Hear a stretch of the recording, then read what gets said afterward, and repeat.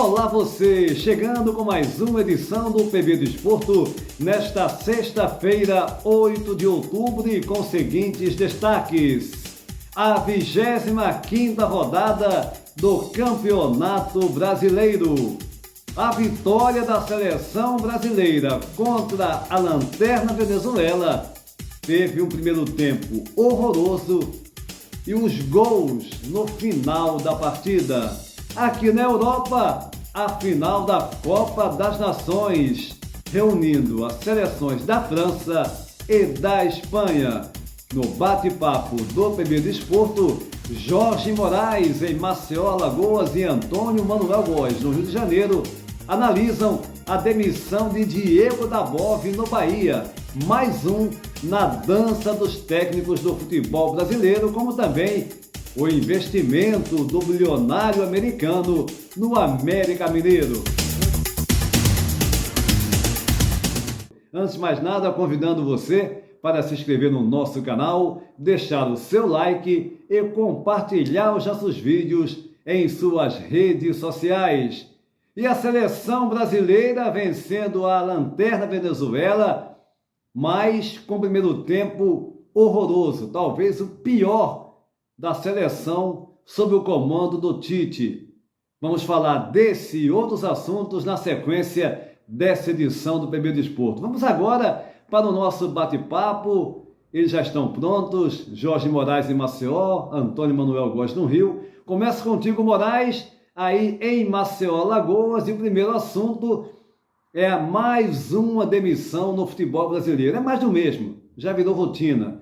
Dessa vez, Diego Dabove no ameaçado de rebaixamento Bahia.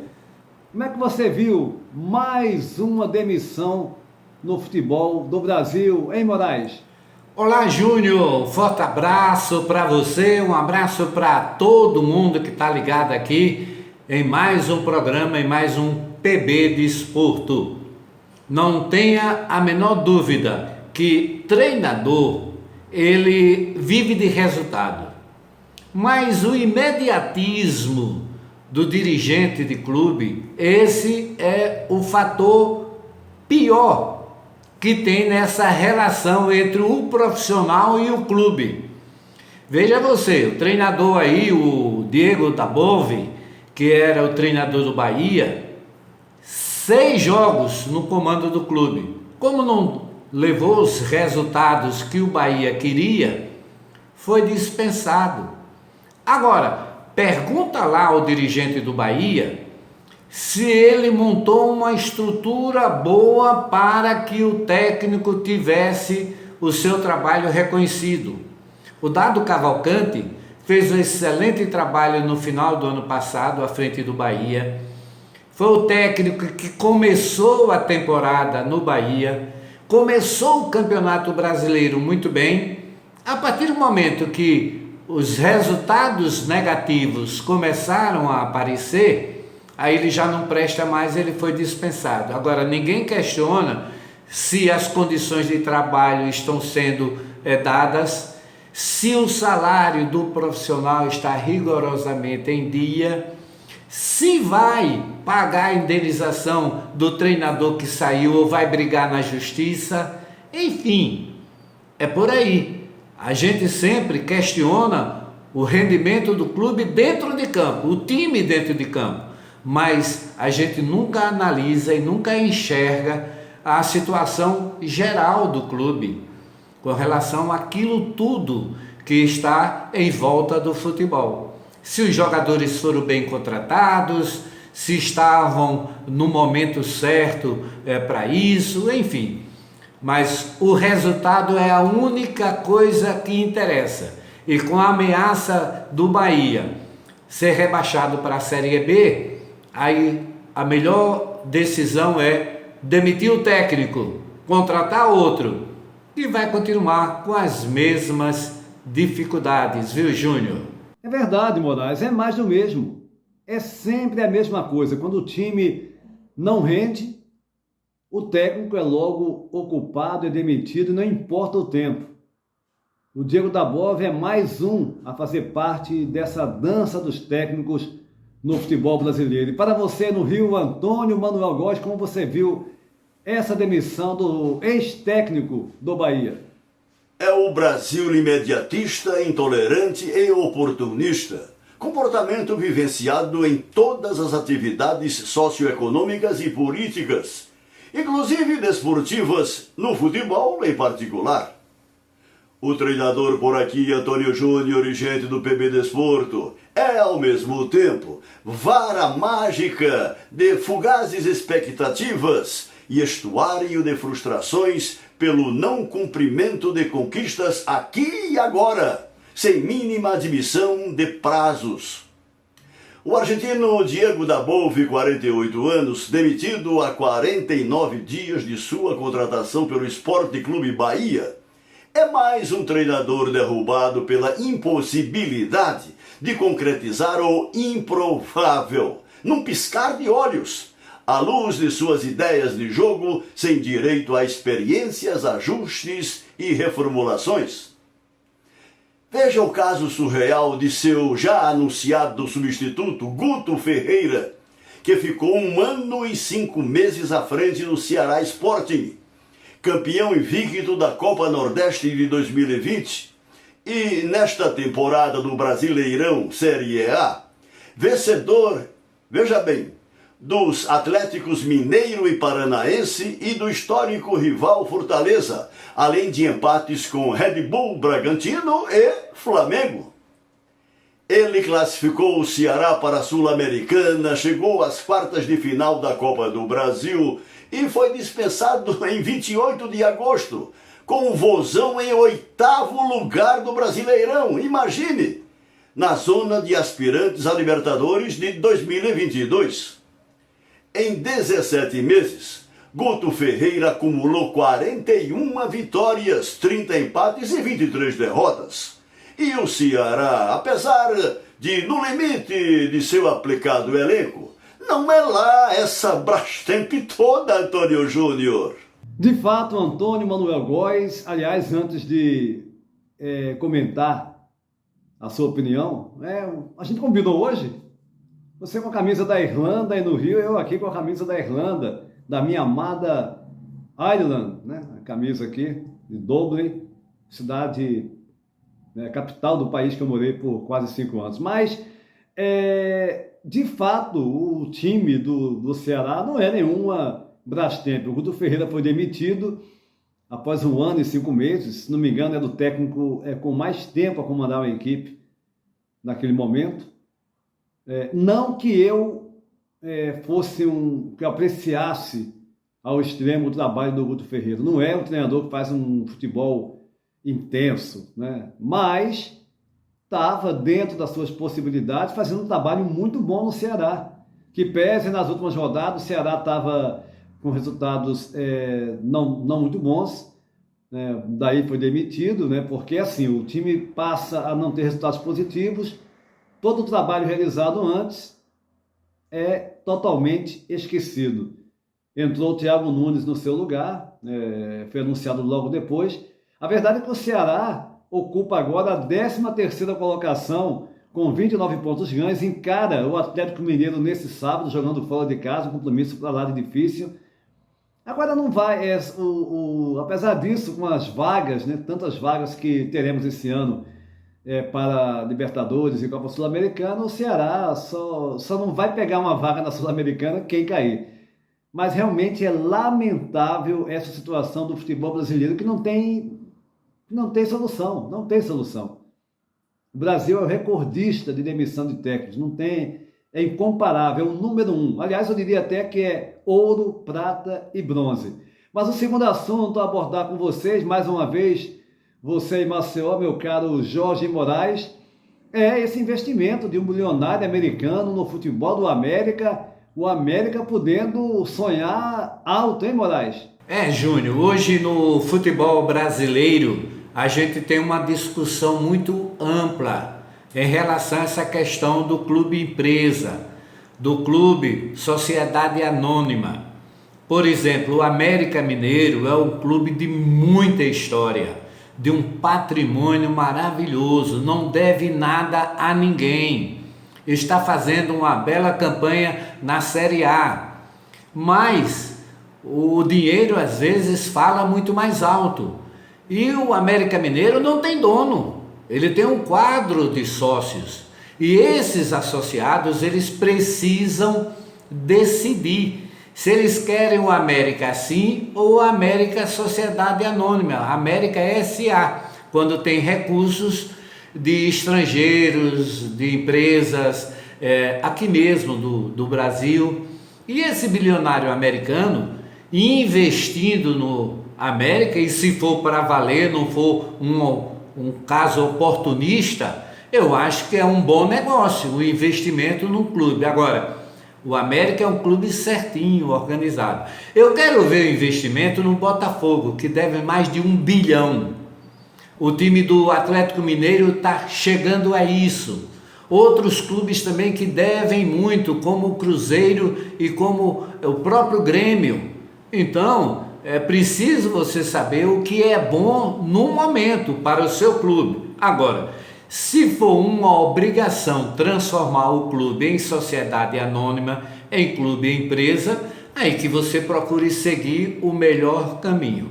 Eu acho que depende de caso para caso.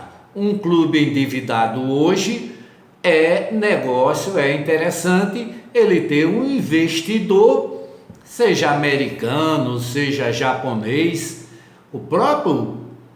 A China, por exemplo, já despertou interesse em investir na sociedade anônima aqui em Alagoas, no CSA, que já inclusive começou a fazer o entendimento nesse sentido. Então, vamos ver. Eu acho que é um caminho, o clube se transformar em clube empresa ou clube sociedade anônima, mas vai depender de caso para caso. Vamos torcer, por exemplo, que dê certo. Hoje eu não vejo isso com bons olhos, se fosse para fazer no Flamengo, que está muito bem administrado financeiramente. Vamos aguardar. Moraes, você foi muito feliz ao lembrar da importância histórica do América Mineiro, um clube de fato que tem história no futebol mineiro, né? E também no futebol do Brasil. É um clube que tem uma estrutura, tem um estádio próprio, um bom estádio, tem pés no chão, algo bem distante da maioria dos clubes do Brasil.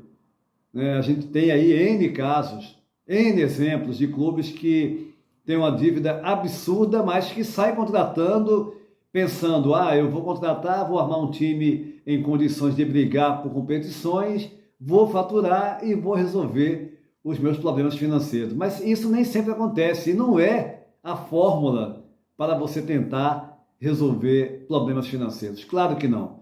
Eu vejo com muito bons olhos este investimento desse bilionário americano e a gente espera que seja realmente algo sério para valer e vai ser muito bom, não só para o América, mas para o futebol brasileiro no todo. E para você aí no Rio, Antônio Manuel Góes, como você enxerga, como você analisa esse investimento do bilionário americano no América Mineiro?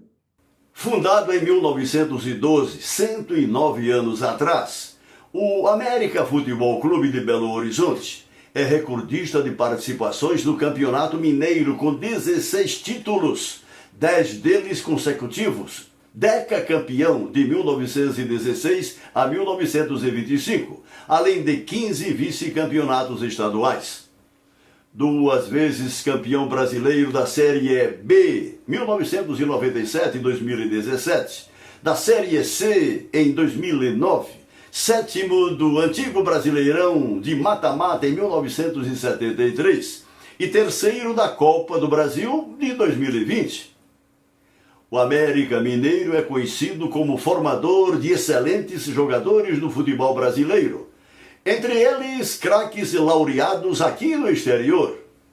Se não vejamos, Tostão, Éder, Palhinha, Gilberto Silva, Euler, Alex Mineiro, Fred, Danilo e Richarlison. Sem a eventual participação de ricaços trens pagadores, Em mais de um século de atividade, o América de Minas sempre foi um clube pés no chão, tocando a bola no limite de sua tradicional captação de investimento. Legítimo exemplar do histórico mineiro, aquele que trabalha em silêncio. O Clube Verde, Branco e Preto das Alterosas dispõe de moderno estádio ou Independência para pouco mais de 23 mil torcedores. Então, considero pertinente que um investidor do porte do norte-americano Capital Football Group aposte suas fichas no América de BH. Entre os dirigentes do Capital, Francisco Lopes, ex-diretor de marketing de Barcelona e Manchester City, além do líder do grupo empresarial, Joseph Dragossa Júnior.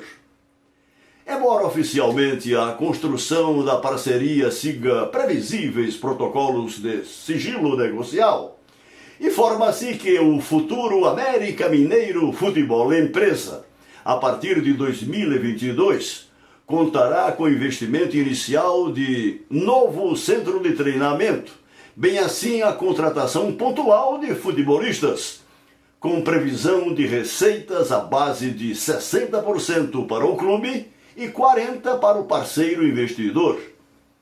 Tudo isso sem mecenas benemerentes e oportunistas, que, vias de regra, usam a instituição desportiva, movida pela paixão de seus adeptos, para ampliar patrimônios corporativos e familiares, bem assim carreirismo político externo, em nome de falacioso amor clubístico, Antônio Júnior. É verdade, Antônio Manuel Góes, onde você tem mecenas presentes nos clubes, geralmente é para proveito próprio, né? Sempre usa o argumento da paixão clubística para justificar doações, investimentos, como é o caso agora do Atlético Mineiro, né?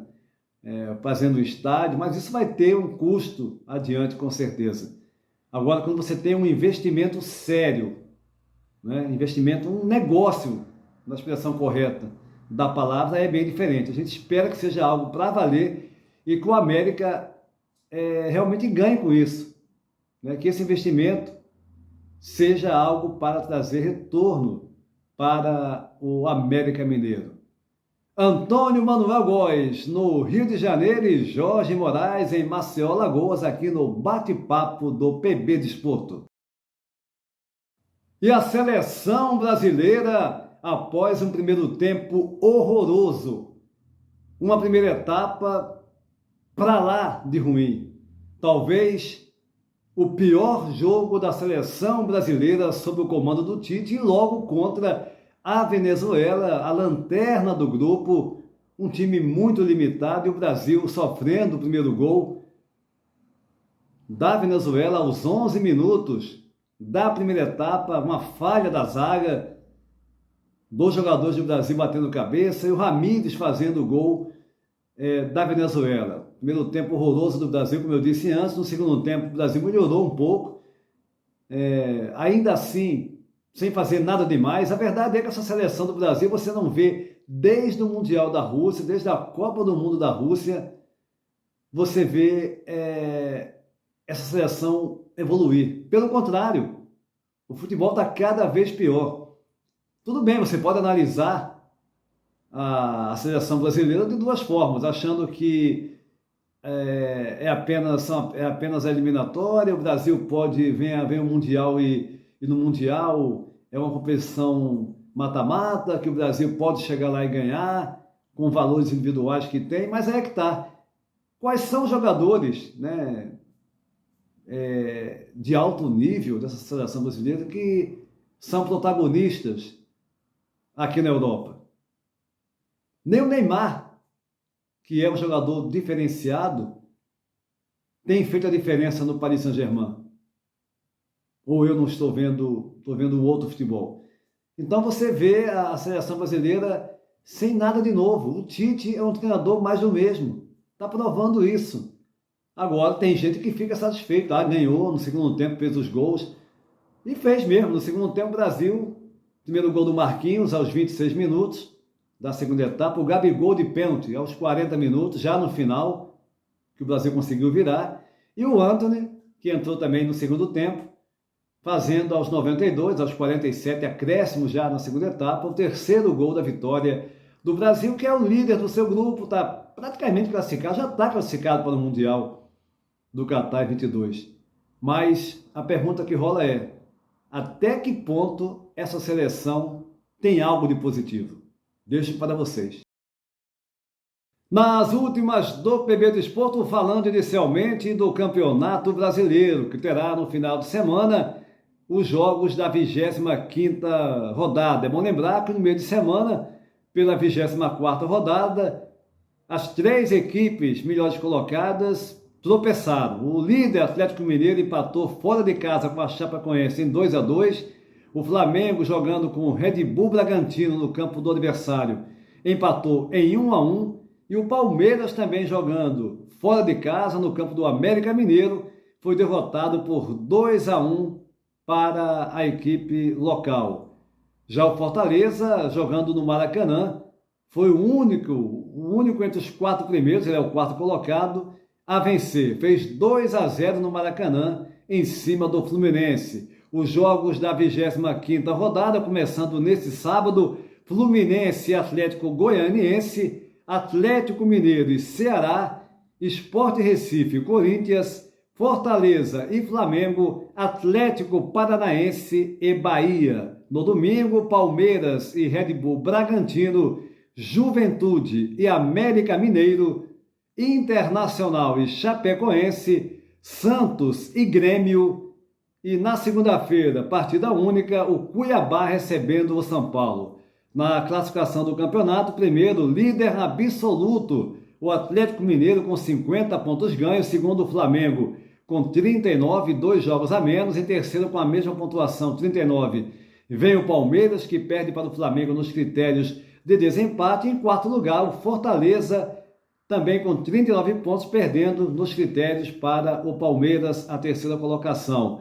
Essas seriam as 4 equipes que nesse momento estariam se garantindo na próxima Copa Libertadores da América de forma direta. O quinto é o Corinthians, o sexto o Red Bull Bragantino, e esses iriam disputar nesse momento a pré-Libertadores. Mas aqui na Europa teremos no final de semana, próximo domingo, dia 10 de outubro, a final da Copa das Nações, envolvendo as seleções da França, campeão do último Mundial, da Rússia, contra a Espanha. A Espanha eliminou justamente a Itália, a Azurra, acabando com a invencibilidade de 37 jogos da Itália. Nesse período, essa invencibilidade começou no dia 10 de outubro de 2018, praticamente 3 anos de invencibilidade. Foram 28 vitórias e 9 empates, a Espanha vencendo a Itália por 2-1 e se garantindo na final contra a França, que de virada, num grande jogo, uma partidaça, derrotou a Bélgica por 3-2. O detalhe é que a Bélgica saiu na frente, fazendo 2-0, quando parecia que iria garantir a vaga na final. No segundo tempo, a França virou 3-2. Então teremos a final, um grande jogo aí que promete muito entre França e Espanha pela Copa das Nações. O PB do Esporto vai ficando por aqui, convidando você para se inscrever no nosso canal, deixar o seu like e compartilhar os nossos vídeos em suas redes sociais. Vá também no PB do Esporto no Instagram, sempre com informações do mundo do futebol, aqui em Portugal, do Brasil e pelo mundo. A todos, um abraço e até a próxima.